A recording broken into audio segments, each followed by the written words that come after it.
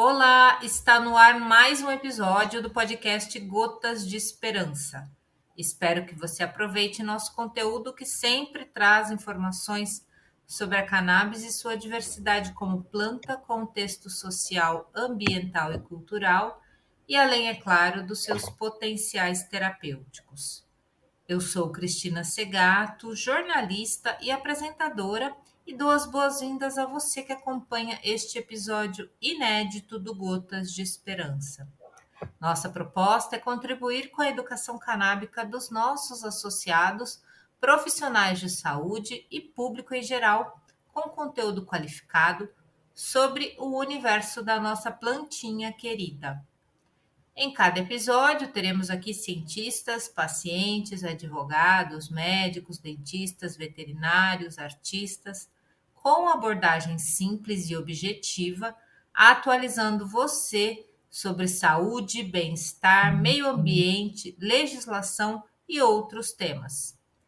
O podcast Gotas de Esperança é uma produção da Associação Abrace e você pode acessar esse e outros episódios pelo Spotify, procure por Gotas de Esperança no aplicativo ou, se preferir, no site da Abrace. Anota aí. Abrace Esperanca, tudo junto, sem cedilha.org.br. abraceesperanca.org.br.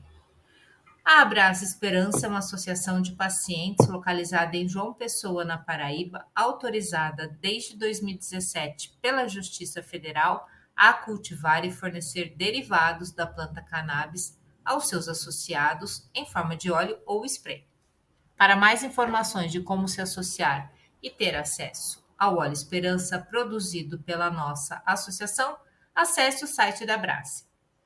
E hoje, nossa convidada aqui do podcast Gotas de Esperança é a Aline Goulart, médica veterinária integrativa, prescritora de cannabis para pets, CEO e fundadora da Rede Cannabis Medicinal Veterinária, pós-graduada em diagnóstico por imagens de pequenos animais.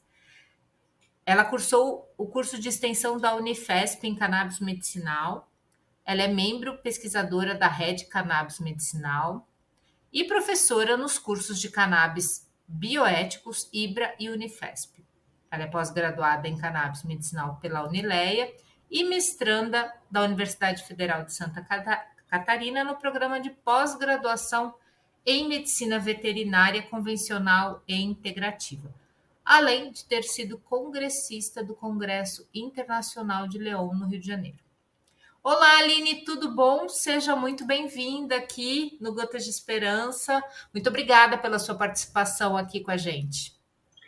Oi, Cris, boa noite, tudo bem? Muito bom, obrigado pelo convite. É sempre um prazer poder contribuir aí com as informações dessa plantinha, né? Tão maravilhosa aí, que a gente gosta muito de falar. Obrigada, viu? Cheia de potencial. Imagina, a gente que agradece, né?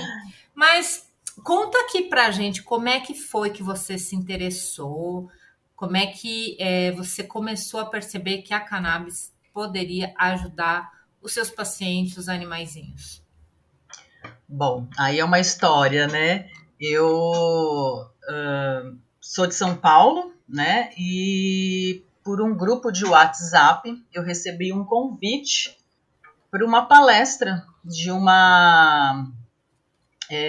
um tema sobre cannabis medicinal na veterinária dentro da igreja de São Francisco, que era do Padre Ticão na época, isso em 2019.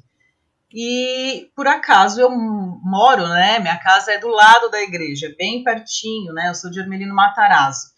E aí eu achei aquilo tudo muito louco. Falei, nossa, gente, vai falar de cannabis na veterinária, dentro da igreja, do lado da minha casa. Não pode ser normal, isso eu vou lá ver, né?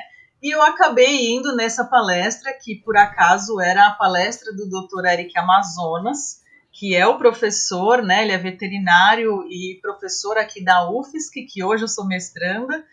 E ele foi dar essa palestra sobre sistema endocannabinoide na veterinária, enfim. E eu fui para assistir, né? E quando eu cheguei lá, a igreja cheia, né? O Salão São Bento cheio, um monte de gente, bicho de um lado, criança, pessoas, um monte de pessoas assim, bem interagindo ali. E eu fiquei assim encantada com tudo, com todo esse movimento que estava acontecendo lá dentro da igreja. E assisti a tal palestra. Eu, sinceramente, no dia, eu achei aquilo tudo muito louco, para falar a verdade, né? O Eric falando de um negócio que eu nem imaginava que existia, tá? Em 2019 eu nunca tinha ouvido falar em sistema endocannabinoide, não sabia realmente, não entendi nada do que ele falou, porque foi o primeiro momento, aquela confusão, aquele monte de gente, e aquilo me deixou muito assim, curiosa, né? Porque eu falei, cara, ele tá falando de uma coisa que tem a ver com a medicina e eu não sei o que ele tá falando. E foi aí que eu comecei a me interessar pelo assunto. Então, isso foi em 2019 e em 2020 eu fiz o curso de extensão da Unifesp, né? E entrei no mundo da cannabis aí, comecei a me envolver com bastante gente, conheci o pessoal da ABICAM, que é a Associação Brasileira das Indústrias de Cannabis.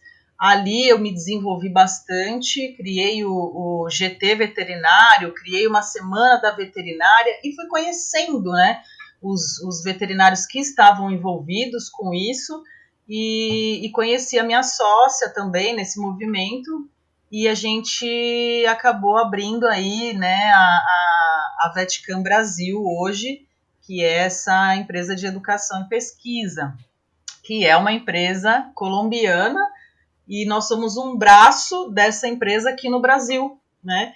Então foi tudo por conta dessa palestra dentro da igreja do Padre Ticão e que no fim depois eu acabei virando professora com maior orgulho, né? Fui estudar, fiz a pós-graduação, né, da Unileia, me envolvi nos cursos todos que tinham, eu acabava fazendo, e aí tô aqui hoje, assim, super grata a ele, né, porque o Padre Ticão, ele foi o padre da minha infância toda, né, cara, da comunidade ali e tal, então era uma pessoa que estava sempre envolvida com a minha família, com a vida ali em si, e acabou me levando para um outro rumo, que me fez despertar uma vontade, né, de estudar, uma coisa que eu até sabia que existia o uso fora do país, mas nunca imaginei que esse movimento poderia estar existindo aqui e isso poderia crescer a esse ponto que nós chegamos hoje, né? E aconteceram muitas coisas, né, nesse caminho. E esse ano, então, nem se fala, né? De outubro para cá tá uma loucura.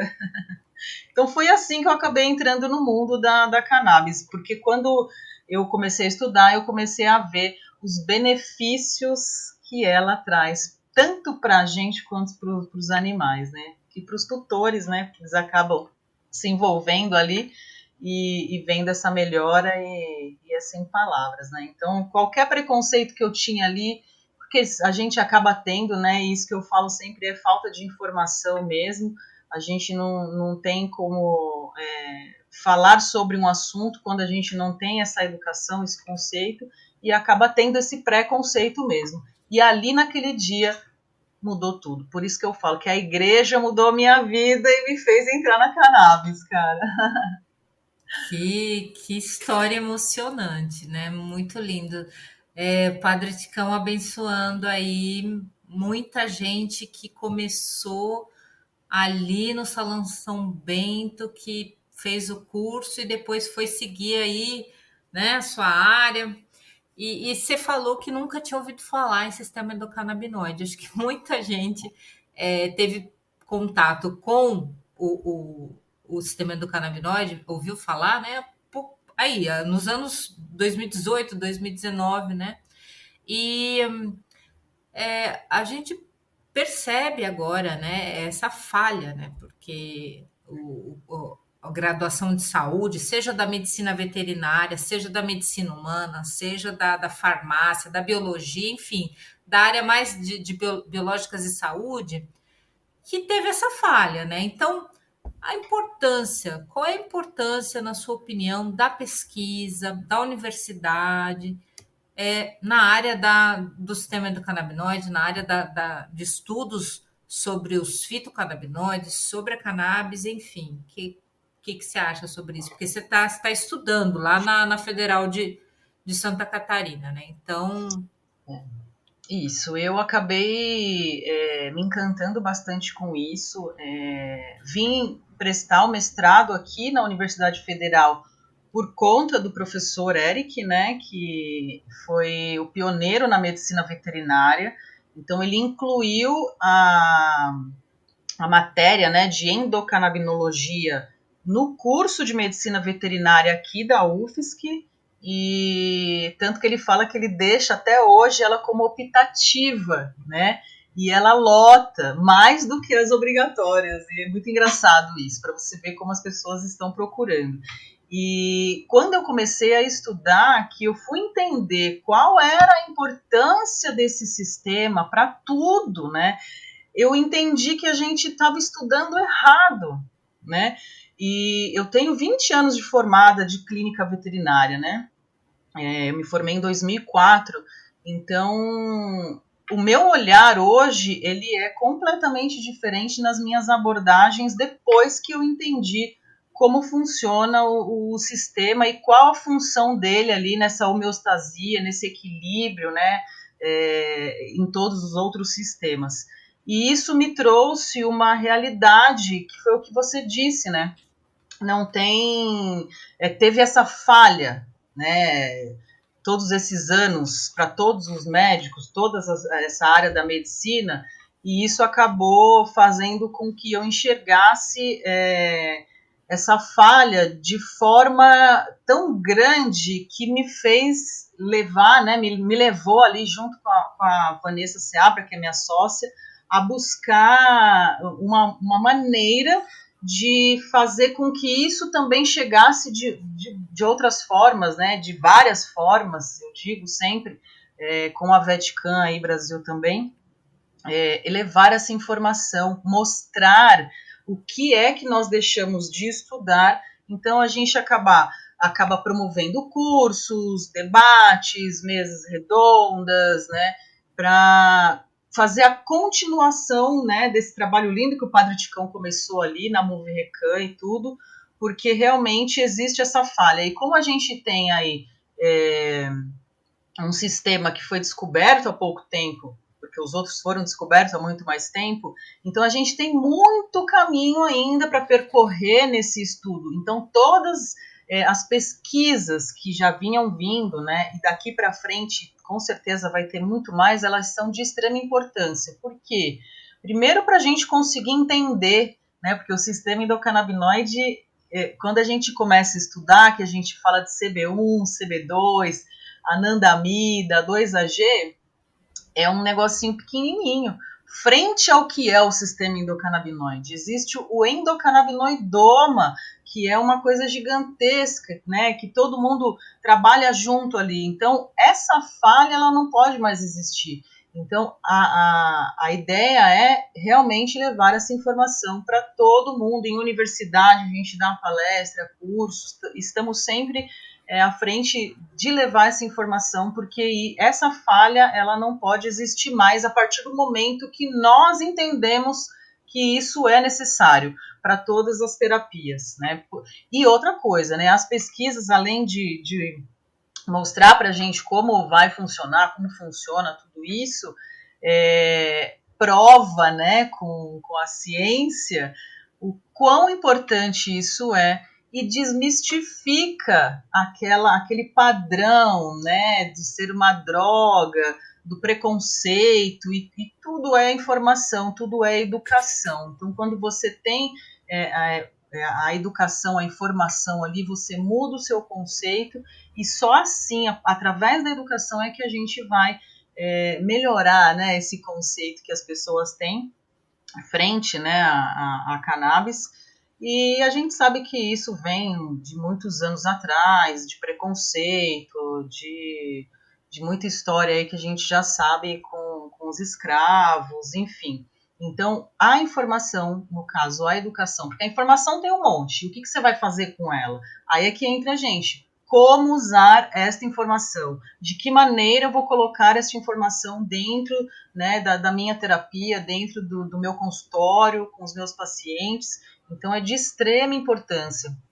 E tudo isso que está acontecendo está levando, né, todo mundo a querer pesquisar agora. Eu acho isso maravilhoso, porque é o que vai mostrar para a gente aí o real contexto de tudo isso que todo mundo fala. É lindo, né, a cannabis? A gente que sabe, que usa, a gente entende como é maravilhoso tudo que acontece em volta, porque eu sempre falo, né, a gente vai tratar uma coisa, a gente acaba tratando tantas outras, e isso acaba envolvendo esses tutores, né, eu tô falando como médica veterinária, mas quando você usa numa família também, você não está tratando só a criança ou o paciente idoso, a pessoa, você trata essa família, você melhora tantas outras coisas, né, então tem muita coisa além só, né, da educação, da pesquisa em si. Tem essa interação, essa dignidade que você dá para essas famílias que acabam procurando essa terapia. Excelente. E fala um pouco do tema da sua pesquisa. O que você está pesquisando? Qual que é a sua abordagem hoje com a cannabis medicinal? Tá. Atualmente, eu moro em Florianópolis, e moro dentro de um projeto que chama Projeto Lontra, que fica aqui no sul da ilha de Florianópolis. É uma reserva ambiental e aqui existe o Projeto Lontra, que faz um programa de conservação de espécie e educação ambiental maravilhoso. Assim, Ai, eu vou te visitar. Ai, todo a mundo que lontra deve ser a coisa mais Lontra. fofinha do mundo, É a coisa mais gente. linda, gente. Olha, são Oh. 7 lontras que tem aqui. Só que assim, o tema da minha pesquisa é o uso da cannabis para tratamento de estereotipias da família Mustelidae em condições de cativeiro. Por que a família Mustelidae e não só a lontra? Porque aqui dentro do projeto eles alocam não só as lontras, mas as iraras e os furões selvagens, não são aqueles furões pets, né? E por acaso, uma das lontras, que é uma lontra macho, que chama Fred, já fazia o uso da cannabis para uma estereotipia que ele apresenta, que é se mutilar. Ele se lambe, se morde, faz umas feridas e tal. A gente sabe que animais de cativeiro, ou melhor, animais de vida livre, quando são colocados em cativeiro, eles precisam passar por uma adaptação, que é essa adaptação do ambiente fechado. E isso, não só as lontras, né, mas isso todos os animais de cativeiro, eles passam por isso. Eles têm que se adaptar a isso. E pelo fato de não poder estar na natureza, eles acabam desenvolvendo algumas manias ou estereotipias, né, como a gente chama, que podem ser aí, no caso, maléfica para eles, que mostra para a gente que é uma baixa do bem-estar deste animal. As estereotipias, elas são comportamentos repetitivos, que não têm uma função óbvia ali para aquele animal. E assim, são duas lontras, 2 iraras e um furão, que apresentam estereotipias tratáveis aqui, que são os que eu trato, né? E, na verdade, eu já até terminei a captação de dados da pesquisa, eu já fiz a avaliação deles sem cannabis por um tempo e com cannabis aí por 60 dias, para ver se diminuía as estereotipias deles. Mas sabe quando você faz a pesquisa sabendo o resultado? Por já ter usado em outros animais, né? Então, os meus dados, eles estão em fase de estatística, né? A gente está rodando as estatísticas ainda, mas o que eu posso adiantar disso é que, assim, foi sensacional. Muito, muito, muito bom, assim, diminuímos, eu não vou dar números porque eu não tenho números exatos aqui, mas de visual, praticamente extinto aí essas estereotipias, tá? Com o uso de um óleo de cannabis, high CBD, então ele é 10:1 de CBD para THC, e eu usei esse mesmo quimiotipo para todos os animais, só que cada um recebeu a sua dose específica por conta da espécie, por conta do peso também. E como não tem na literatura nada, não existe nenhum tipo de literatura de tratamento de cannabis com essas espécies. Então, é um estudo muito inovador, é uma coisa muito legal, porque isso vai servir para outros animais de cativeiro. Tem até alguns colegas que já fazem uso para outros tipos de animais de cativeiro, mas para lontras, iraras e furões é a primeira vez que está sendo usado aqui. E aí eu estou no finzinho, agora eu comecei a escrever a dissertação para poder a gente publicar isso daí. Mas, assim, o que eu adianto é que foi maravilhoso, cara. Eu, assim, estou vivendo um sonho aqui, a coisa mais linda, e você poder ver o bem-estar desses animais que não conseguem voltar para a natureza, né? Podendo ter um pouco de dignidade ali dentro daquele recinto. E o trabalho que eles fazem aqui é muito legal, porque existe a educação ambiental. Então, ele é aberto para visita aqui, o Projeto Lontra, e eles fazem esse programa de educação ambiental com as escolas, até com as pessoas que vêm visitar. É bem interessante e, assim, eu convido todo mundo que vier para Florianópolis, aqui no sul da ilha, na Praia da Armação, Pântano do Sul, na beirada da Lagoa do Peri, para vir visitar aqui o Projeto Lontra, porque vale a pena.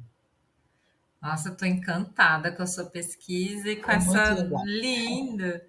E, mas conta assim um pouco de histórias de outros pets, de outros animais. A gente sabe que a cannabis tem uma assertividade aí para algumas patologias, algumas condições. Dá algum exemplo assim, cachorro, gato, enfim, papagaio. O que você já tratou? Que tipo de animal você já tratou? E em que condição? Foi bom? Melhorou? O tutor ficou feliz? Sim, eu sou médica veterinária da cidade, então sempre trabalhei com cão e gato e algumas aves. E é a minha primeira experiência com animais silvestres, né, aqui no projeto. Mas os cães e os gatos, já tratei vários aí, tem alguns pacientes. Eu vou citar algumas patologias que são as mais comuns, né, que eu atendo, que chegam para mim assim. Epilepsia, é bem comum chegar os epiléticos para a gente tratar. Ansiedade também, dores crônicas, problemas dermatológicos e câncer. Eu acho que são as principais assim que eu já tratei. O que eu mais trato, na verdade, é a ansiedade. Eu acho que depois da pandemia, a gente teve um aumento muito grande desses animais, como chamam os filhos da pandemia, tem os animais da pandemia também, né? Eles foram animais que ficaram muito tempo, né, dentro das suas casas com seus tutores, e aí quando a vida começou a voltar ao normal, vamos dizer assim, eles acabaram desenvolvendo muitos problemas, muitas ansiedades e acabam se mutilando, tendo aquela síndrome do abandono e começam a se lamber e tal. Então, uma das coisas que eu mais trato realmente é a ansiedade, principalmente em cães. Ansiedade de separação, alguns com medo, né? Medo, fobia de barulho, trovão, essas coisas também acontecem. E é mais ou menos isso, assim, né? Que é o que eu atendo. E problemas dermatológicos, como eu atendi uma cachorrinha que eu tive um sucesso muito grande, que foi minha primeira paciente, a Cindy, que ela já faleceu, né?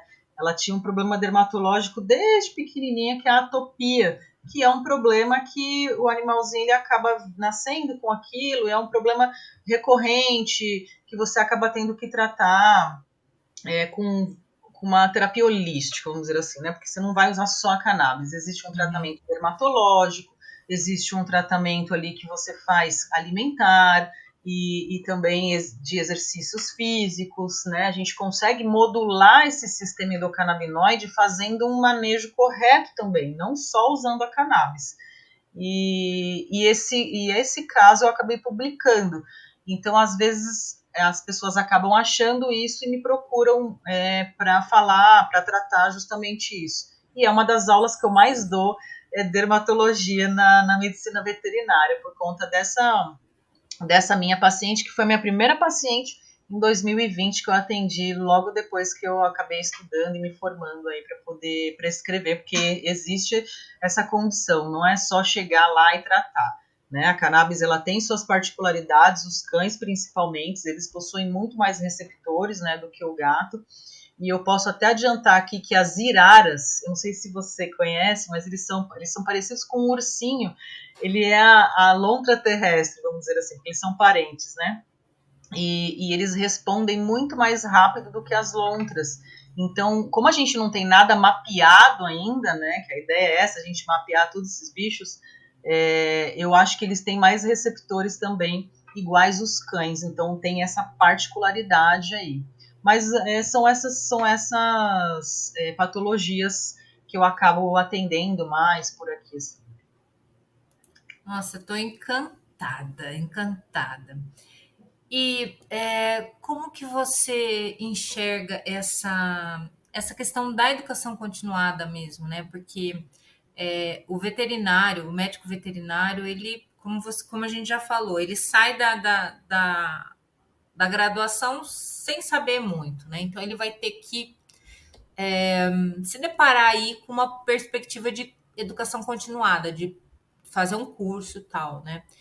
E uma outra pergunta dentro dessa, você sente que os seus colegas ainda têm preconceito, que tem gente que ainda tá naquela, ai, mas será? Nossa, mas você acha que ainda tem muita gente com preconceito dentro da medicina veterinária? Olha, a questão da educação, ela é essencial, né? Não tem como, né? A pessoa hoje em dia eu vejo assim, não tem como você sair trabalhando sem entender que existe o sistema endocannabinoide. O veterinário ele não precisa prescrever, ele precisa entender que existe um outro sistema. Isso é um ponto, né? O que vai acontecer, o que está acontecendo já, né? Que às vezes as pessoas acabam nos procurando até por conta disso. O tutor, ele chega lá usando a cannabis. O tutor, ele chega lá pedindo a cannabis. E o cara, ele não vai saber usar. Então, esses profissionais, eles vão ficar defasados. Então, existe essa necessidade de ter que estudar isso. É um problema que nós estamos tendo e que cabe a nós, médicos, né, da área da saúde, ir atrás dessa educação continuada, buscar aí as escolas, né, os cursos que são usados aí, feitos, né, por colegas que já estão na área, que tem bastante veterinário aí que já é pioneiro nesse lado da prescrição, e isso é importante. Esse outro ponto do preconceito, lá em 2019, 2020, tinha muito mais do que hoje. Não vou dizer que não existe ainda, existe sim, mas eu sinto uma maleabilidade já com os colegas, porque antes eles falavam, não, isso é droga, não tem que ir atrás, para com isso, não vai usar, não tem nada a ver, não tem comprovação científica, todo mundo leva para esse lado, né? E, e não tem nada a ver e tal.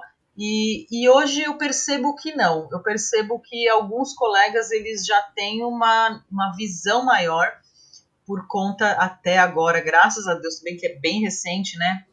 Essa questão da regulamentação é na medicina veterinária agora, então isso já abre um caminho para essa questão do estudo, né, e essa questão também do preconceito, porque isso acaba mostrando que se, né, o conselho está ali junto com a gente, a Anvisa, o MAPA, eles estão com a gente ali promovendo, né, essa condição para a gente trabalhar, é porque realmente isso tem um fundamento muito grande. Então, o que eu vejo hoje existe ainda, mas bem pouco, frente ao que era há 4 anos atrás, aí, que a gente ia falar e qualquer coisa, vai dar maconha pro bicho, gente. É só uma forma de falar, plantinha é a mesma plantinha, claro que com as suas particularidades, né, com o seu quimiotipo ali e tal, mas sabendo usar é como qualquer outro remédio. Os opioides vêm do ópio, que é uma planta, então estamos falando de plantas, né, com medicamentos aí. A única diferença é que essa dependência e os efeitos colaterais com a plantinha cannabis a gente praticamente não tem. Então isso é maravilhoso. Ou seja, um tratamento seguro. Um tratamento bem seguro. Claro, tem as particularidades? Tem, mas aí que entra essa questão do estudo, né, da educação. Tem que buscar. Os veterinários, os médicos, todo mundo da área da saúde tem que buscar essa educação, tem que buscar essa formação, porque isso realmente é uma defasagem que a gente tem nas universidades. Mas o que eu acredito? Que daqui para frente, principalmente agora que regulamentou na medicina veterinária, as universidades já vão começar a repensar nessa grade curricular para implementar essa matéria. E aí entra também os nossos colegas, né, que já manjam bem aí para tá ali, né, dando essas aulas, porque tem que ter pessoa preparada para poder falar sobre o assunto, não é simplesmente colocar ali na grade curricular. Então, tá diminuindo o preconceito. Graças a Deus, assim, eu vejo que a gente está avançando bem. E é o caminho, né? O caminho é um caminho sem volta, né? né? É o futuro, exatamente. Não, é o futuro. A gente está vivendo aí a era verde. Olha quanta coisa já aconteceu, ó. Foi a regulamentação na medicina veterinária. Essa questão do plantio também aconteceu agora. Então, assim, tem muita coisa acontecendo beneficamente para as pessoas enxergarem. É que foi muito tempo de proibição, né? Sim. Tem toda uma história incrustada. Voltou a farmacopeia, né? Acho que isso também foi uma agora. conquista linda, né? A planta voltar para a farmacopeia brasileira, Gente. isso já é um avanço, assim. E eu ia te perguntar exatamente isso agora, sobre a regulamentação da Anvisa, que aconteceu agora no dia 30 de outubro, se não me engano, né? Sim, foi no dia 30. Como é que você vê o impacto dessa decisão da Anvisa para a medicina veterinária no Brasil? O que muda na prática para os profissionais e para os pacientes, para os animais? Ó, a gente estava buscando isso já há muitos anos. Eles reconhecerem que a gente precisava estar ali como prescritor já é um ponto super benéfico. O que aconteceu? Os veterinários eles entraram ali para prescrição a partir da RDC 327 e não da 660. Então a gente não consegue usar os produtos que estão cadastrados na Anvisa 660, que passam pela 660. Só o 327 que são os produtos que estão nas farmácias brasileiras. Então, com a minha receita, né, eles estão regulamentando tudo certinho isso, como vai ser, eu posso prescrever e o meu paciente consegue ir ali na farmácia e comprar esses produtos. Porém, como nós somos filhos de Padre Ticão e de Rafael Michula e tal, se não me engano... Elisaldo Carlini também, Elisaldo Carlini, ai gente, você acredita que eu conheci ele lá na igreja, meu? Ele estava todo bonitinho sentado lá na frente... E eu nem sabia quem que era, depois que eu acabei descobrindo que era ele. Que privilégio, hein, conhecer o Carlini. Ai, gente, um privilégio. Pena que não deu tempo de conhecer o Michu. Mas, pô, Padre Chicão e Elisaldo Carlini já ficam assim... Sim, você é uma das privilegiadas, uma das poucas. Uma das, né? Então, que eu estava falando sobre os produtos. Então, ali a gente tem 15 produtos, se não me engano, essa quantidade. Só que, assim, pelos produtos que a gente está acostumado a usar, como a gente ficou muito tempo aí nesse meio sem regulamentação, acabamos usando os produtos das associações, que são maravilhosos, entendeu? Então, assim, são produtos que eu não vou encontrar na farmácia. São produtos que não tem ali na farmácia, os produtos que a gente usa, assim, nesse nível, né? Não estou falando que os que estão lá não são bons, de qualidade, mas de quantidade, de miligramagem, quilo, aquela coisa toda, miligrama por ml, e a concentração de THC também, que isso também tem toda a diferença, né, em várias patologias, principalmente dor crônica, a gente usa bastante, epilepsia também, e, enfim, uma infinidade de patologias aí que a gente usa o THC, que é o que a gente não vai encontrar ali. Então, assim, foi bom, foi ótimo. A gente precisava estar regulamentado, porque a gente estava num limbo, né? Mas, sinceramente, a gente ainda acaba usando aí os produtos que estão nas associações, porque são maravilhosos e o acesso é muito mais fácil, até valores também compete muito, né? Agora cabe ao MAPA, né, o Ministério da Agricultura, criar condições para a gente poder fazer uma importação de um produto que está lá fora por alguma RDC, talvez eles façam uma RDC própria da veterinária ali no MAPA, para a gente poder usar os produtos que estão fora também, e isso implica nas pesquisas, né? Porque a gente tem que ter produto, mas tem que ter a pesquisa, e isso o MAPA também bate bastante na tecla, né? E isso é de extrema importância. Então, abre uma porta, uma janela, escancara para várias coisas, e a pesquisa é uma delas, de extrema importância. Inclusive, essa inclusão na farmacopeia arreganha as janelas das pesquisas. Isso daí vai ajudar muito para a gente poder fazer essas pesquisas e trazer e produzir produtos bons aqui em solo brasileiro e conseguir usar os produtos que a gente já está acostumado, né? A gente já tem uma noção mais ou menos do que é bom e conseguir fazer talvez o uso desses produtos aí nessas pesquisas. Essa é a ideia até inclusive da nossa empresa, né, que é a Vetcan, para produzir essas pesquisas aí. Então é sensacional, assim, é um sonho que está acontecendo para a classe toda, né? Sempre agradeço todos os colegas que estiveram envolvidos aí, que estão ainda, né? Tem muito trabalho pela frente ainda, a gente está lutando por isso, e tudo isso eu lembro sempre de uma frase que o Padre Ticão falava, que aquilo, né? Se não tiver a demanda, não tem regulamentação. Então a gente tem que ser a resistência mesmo, né? Tem que botar para frente a caneta, fazer acontecer, porque senão eles não vão enxergar. E foi o que a gente fez, né? Todos esses veterinários que estão aí à frente disso, foi essa resistência toda, né? Criando essa demanda para criar essa regulamentação. E isso é muito bom, né? E, Aline, o que é a cannabis para você? A cannabis, para mim, é liberdade, sabe? Liberdade de escolha, liberdade de uso. Cara, eu sempre resumo ela na questão da liberdade, apesar de tanto preconceito dela estar ali presa, né? Eu acho que é a liberdade de uso, a liberdade de escolha, a liberdade de você poder chegar e falar, eu vou usar esse tipo de planta, esse tipo de remédio, porque é da minha vontade. Eu queria plantar no quintal, sabe? E poder pegar minha plantinha ali que nem eu pego uma salsinha.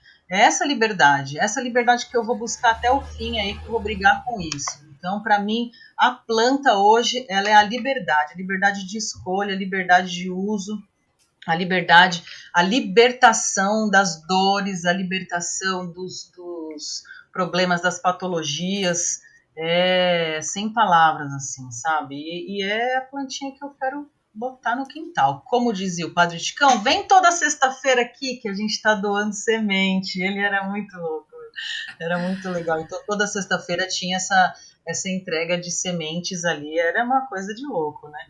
E então para mim Revolucionário, né? é revolucionário. Então para mim a cannabis ela é libertação total, assim, de tudo. E a gente está chegando aqui ao final da nossa entrevista. Queria pedir para você deixar seu recado, se despedir, para a gente poder finalizar. Ai, Cris, eu agradeço o convite, é sempre bom a gente poder falar do que gosta, porque minha vida virou isso aqui, né? Eu não falo de outra coisa, virei testemunha da cannabis agora. Estou batendo na porta com a plantinha, assim, né? Nem plebrinho. Então, para as pessoas, né, antes de ter o seu preconceito, buscar uma informação, conversar com o paciente, aos médicos, a galera da saúde, estudar, porque senão vai todo mundo ficar para trás, e é uma tendência. E a gente não está falando só também do uso medicinal aqui em relação a só a gota, né? A gente vai ter muita coisa aí para frente, a gente vai ter um bioplástico, se Deus quiser, a gente vai ter aí o uso de cosmético, alimento, roupa, é muita coisa. Então essa era verde, ela veio para ficar, e quem não acompanhar vai ficar para trás. Você quer ficar para trás? Eu não quero, então bora para frente, é isso aí. Muito bom, Aline. Muito obrigada pela participação aqui no Gotas de Esperança. A gente te agradece demais. Eu que agradeço, viu? Meu, muito um prazer enorme estar sempre aqui, estou sempre disponível. Obrigada, viu, pelo convite. Muito bom falar com vocês.